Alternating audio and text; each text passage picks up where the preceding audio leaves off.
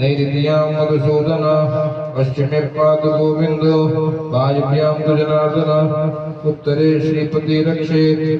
ईशान्यां तु महेश्वर ऊर्ध्वं गोवर्धनो रक्षेत् अधो वदन्तस्तु रक्षतु एवं दश दिशो रक्षेत् वासुदेव जनार्दनः पाय पैर केड़ी को 3 बार पटकिए रोग दोष शत्रुणां दक्षयोस्तु नेत्र बाएं हाथ में जल दे दो उनके नेत्रो दक्षिण पर शाह नेत्र पे जल लगा लीजिए तो चक्षुर्देव हिदं सब नेत्र पे लगा अध्वज हस्तौ प्रक्षाल्य पुनः गणपति स्मरणं गणेश का स्मरण करेंगे ओम गं गणपतये नमः ओम गणानांतवा गणपति गुंहवामहे प्रियाणांतवा प्रियपति गुंहवामहे निधिनांतवा निधिपति गुंहवामहे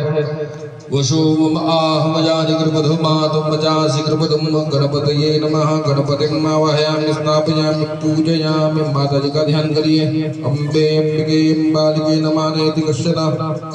ससत्यश्वकः सुभद्रकां काम्पीलोमाशिनीं